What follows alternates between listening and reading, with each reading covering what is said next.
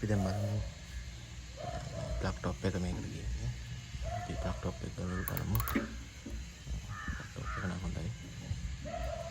Plug එක දැන් ගලවලා මෙන්න මේකේ ටූල් එකක් අවශ්‍ය කරනවා. මේ ටූල් එක අතර කඩවල ගන්නත් තියෙනවා. අපිට ඔරිජිනල් එකටම බයික් එකේ ඔරිජිනල් ටූල් කිට් එක මේක හම්බ වෙනවා.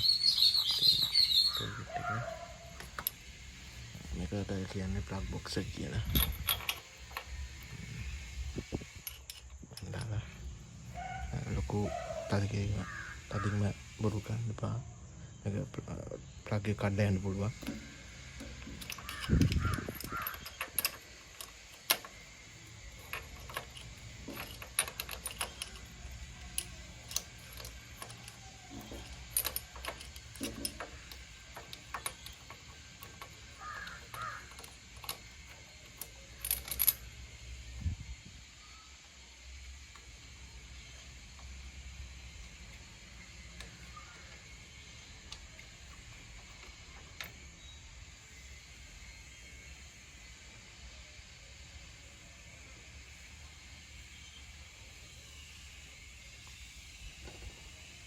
මේක වලට පේනවා ඇති මේකේ ප්ලග් එක ටිකක් හොඳට තියෙනවා.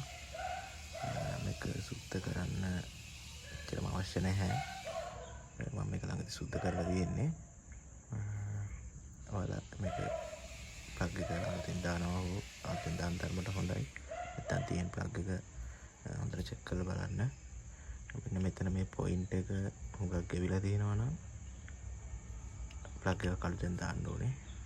ප්ලග් එකක් හොඳ ඔරිජිනල් ප්ලග් එකක් අලුතෙන් දාන තරමට හොඳයි. අපි මේක හයි කරලා බලමු. ඊට මේකට හරියටම පොට්ට දාගන්න ඕනේ.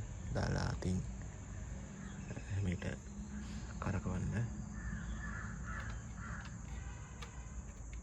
නැත්තම් පොට සවුත් වෙන්න පුළුවන්.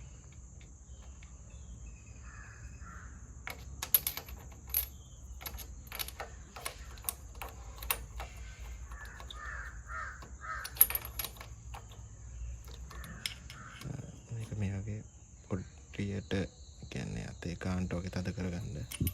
දැන් ආපහු කරවද්දී ප්ලග් එක කඩලා යන්න පුළුවන්.